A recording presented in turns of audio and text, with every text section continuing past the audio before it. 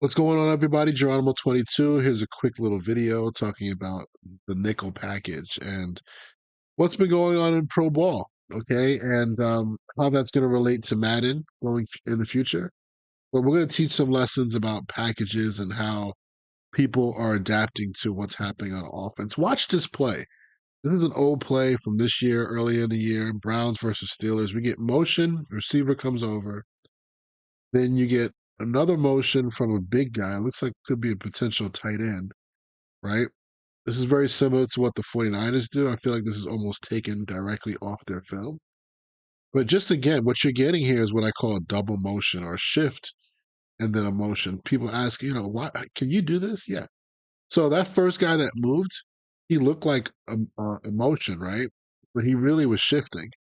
You're allowed to do that as long as you get set for a second after you stop moving, okay? Then you can send somebody else in motion. So you could do that all day if you want. And what we used to call that an offense is a motion shift, okay? So you get one guy to come across. It looks like because usually you shift, when people hear the word shift, they think of two or three people moving at the same time, like opening up the formation. But no, that's like looks like a motion. So they get your adjustments and get your defense to kind of show what they are. As long as he sets for a second, then now you can motion another guy. And now you can snap the ball, obviously, whenever on a motion, whenever you want. But what they ended up doing, if you watch this play again, is they're shifting the formation strength once and then twice. So when this play starts, okay, over here in the screen, we have formation strength, passing strength, okay, is down here towards the bottom, okay? He's going to motion over, and then it's going to change now the passing strength will end up over here. Okay. So what the reason why that's important is let's talk about what happens on defense. So the nickel defense in general, okay, is the most flexible defense that any pro team can play. Okay. And the reason why is because we have what we call a nickel um player, which from an offensive standpoint, they actually call him a nickel linebacker. Okay. But he is basically taking the place of one of your second level defenders. And his job on defense is to travel wherever the passing strength is. So, what's the passing strength? Well, again, it depends on the personnel, but really it's about where there's more wide receivers. Okay. So, right now, this is 11 personnel, which equals one running back, one tight end, okay, and three wide receivers. Okay. So, when the nickel comes out in the field, he usually stands in the middle and he tries to find where there are more wide receivers. That's all he's looking for. And right now he sees that there's two wide receivers over here to the left. So he'll come over and that's where he sets the passing strength. You hear people talk about that. Okay, that's important when it comes to certain coverages, but that's how it starts. So this is how the nickel defense is built. And then again, it's built in the effort to try to counter passing teams, and teams are in passing situations. Okay. So with that first motion, most of the time the nickel, it depends on how your system's built, he will run over and try to get back to the passing strength. So that's what happens here. Let's watch this one again. The nickel's going to run over. As soon as the receiver comes in motion, he's going to run across the field, right? Get back over to the passing strength. Okay. Now, let's talk about the other two adjusters in the nickel package, really. Ones that have to do a lot of adjusting are your safeties, okay? Right now, we have a safety here and a safety here. Strong and free safeties are pretty much a dead thing in the NFL. Okay, but it used to be a strong safety would always play the one that was the adjuster that would play lower to the box, and your free safety would be more of your pass cover guy, and he would adjust deep into the deep situations and deep part of your defense, the third level. But really, these guys need to be high. These guys both just need to be safeties because a lot of times they're going to have to switch responsibilities or do the exact same responsibility. So what happens here in this next part of this motion is this is the tight end, okay, lined up out at the number one wide receiver spot. He comes in motion, right, and snaps the ball before he even gets across the line or before he gets to the end man of line of scrimmage. So what that does is now change your safeties in this situation. Your two safeties are going to have to adjust. Right now, the way the defense is set up, this probably cover three defense It's set up to have a safety come down to the side of the tight end, which is right here. But as soon as he goes in motion, you could potentially have this guy run over, but then he might get caught when the ball snapped and get in the way of the linebackers. So what we call in the NFL, what I called it was rock and rolling. It's a lot easier because you guys are working in more space to just switch responsibilities as it's happening with your safeties. So if we were playing cover three, he would go back and play the post, and this guy would come up and probably play the curl flat. Okay, so just wanted to talk about that. That's the package, the nickel package in general allows for these type of things. It's built into the package. It makes life a lot easier compared to being in your base defense. To watch it here, as soon as that guy goes in motion, the safety's now rock and roll. Okay, and you have your fits accordingly. Right now, there's a lot of moving pieces there, and maybe a team may not want to do all of that. Okay, and if you watch different plays, you will see something what we call a big nickel package. Okay, so a big nickel package. A lot of times you would take one of your safeties. Okay, add a third safety on the field, and have your safety play that nickel role. All right, so he's going to use all the same assignments that a nickel would. He would go to where there's more wide receivers, which right now at the bottom of the screen. Okay, the only difference is that when this guy goes across in motion, right? A lot of times we would either do two things. We can say, hey, just stay with it, right? You were that nickel safety in your assignment. If we are in cover three, it's okay. We have another safety sitting over here. Basically, you become the nickel safety. Okay. So we would just communicate right, right, right is the passing strength, left, left, left is the passing strength. They move over, right, right, right. You assume those roles. Okay.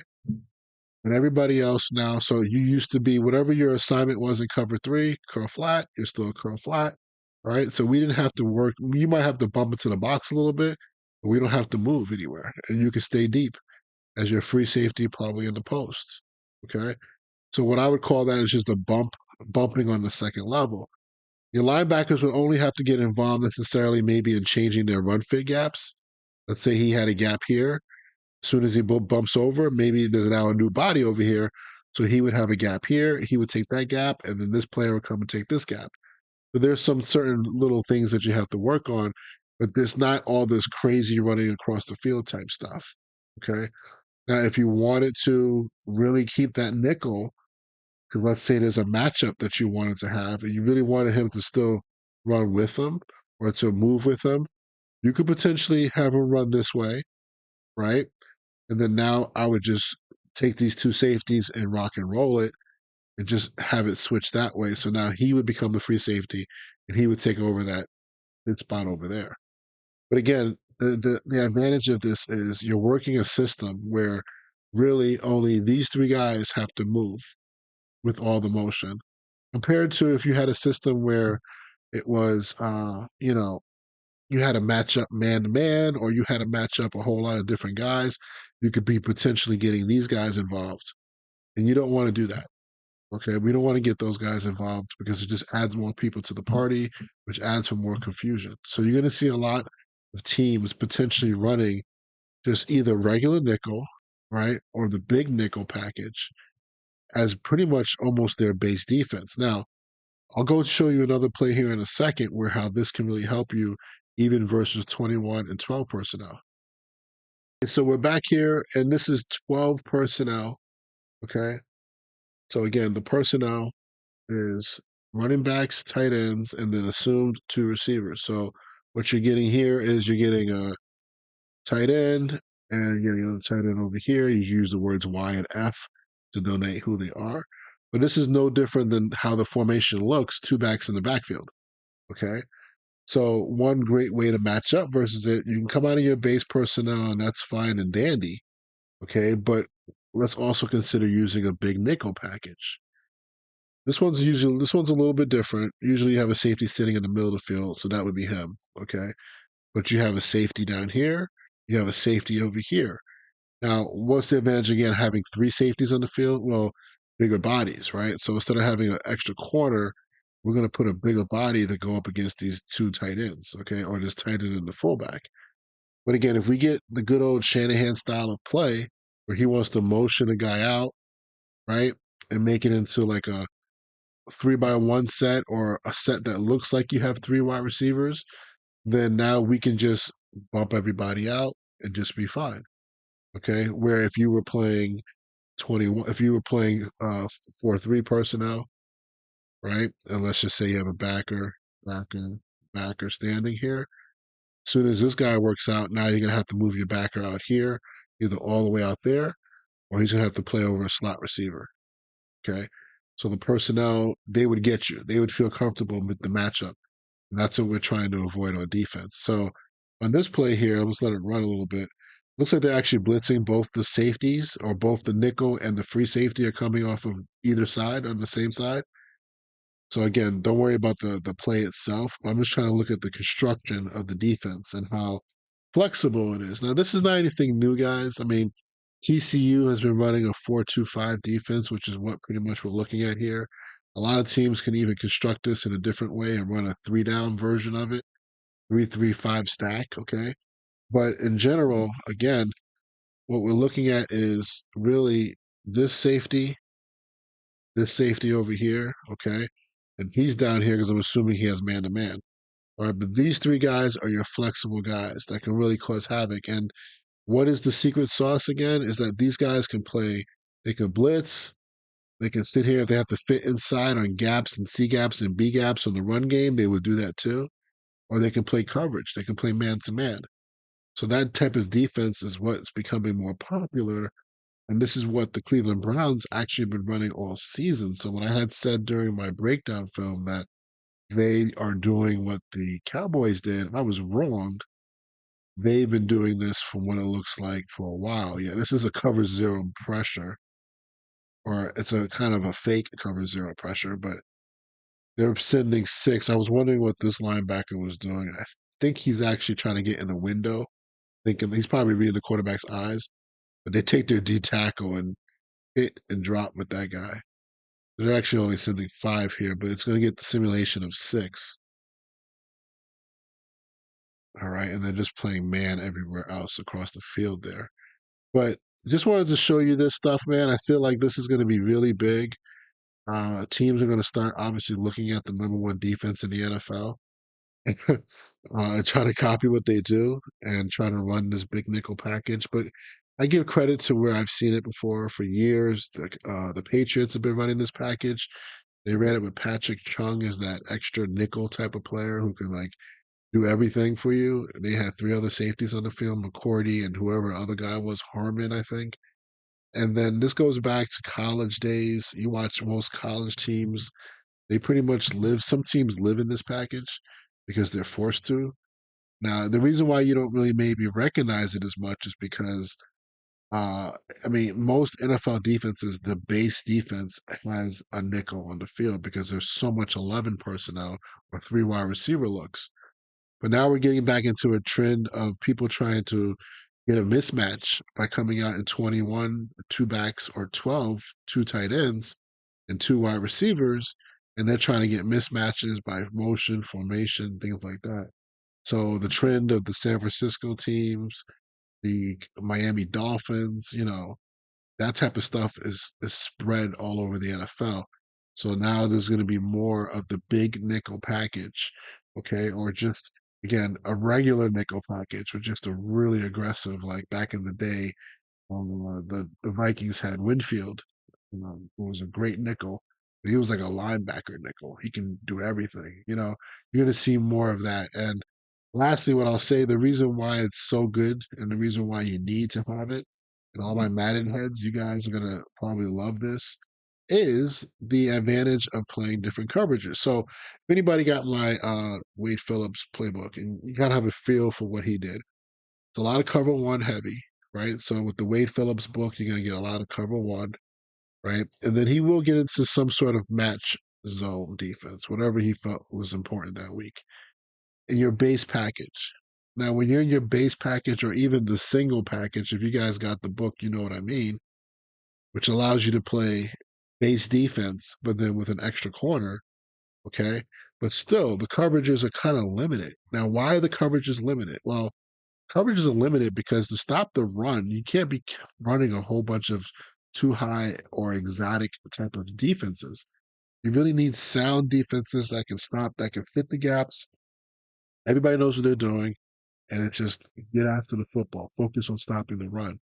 The only reason why you jump into more heavy pass defense is because on third down, right, third and long, you want to get yourself into maybe cover two, three, four. You want to get into some man to man, which is cover five. You want to get into some match with a half field safety or one half corners in the other. That's cover six.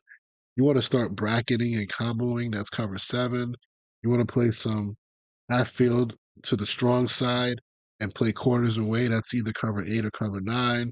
And you want to get into your cover one pressures where you're sending a whole lot of heat, right? You want to get into some zone pressures, right? That's what nickel defense is. It's a heavy coverage package because it's so flexible and it can give you a lot of different answers to all the different problems that you might see an offense might give you. That's how it's built. Well, it seems like we need to be able to do both. We need to be able to stop the run. So let's play that simple front, right? Pretty much play a 4-4. That's pretty much what it looks like if there was a safety back here, right? Or it could be a three down front. You see a lot, the other alternate. I don't want to leave out my 3-4 guys, okay? Let me go to the end zone shot and just show you the 3-4 guys, right? We're going to get into that bear or that club defense that everybody loves. So you're going to see a lot of that. You even see the four down teams doing that. I saw Jim do that in this game too, Swartz. Right. So we're going to put an edge guy out here. Doesn't matter who the body is. I'm just going to call him a D end, right? A D end. And now we're going to get like three actual guys in the middle, right? Working this type of stuff. So we're going to see that. Like when you watch Monday Night Football tonight, you're going to see that type of look from the Vikings, okay? And then now you're gonna get your one linebacker here in the box. He's just gonna roam side to side. But then now you still have your safeties, your nickels, right? I'm gonna give them names here just to make it easier for me. But you got these three guys working and trying to get everything lined up, right? And if you want to play a two hunt shell, you can. But the point is, the whole point of this is that defenses need to be more flexible to try to counter all the motion action. And offenses are not going to stop trying to motion. They know the more they motion, the more they put you in a bind. The defenses are trying to counter, and I think this is the best way that I've seen so far. And it's only going to spread more throughout the NFL. All right.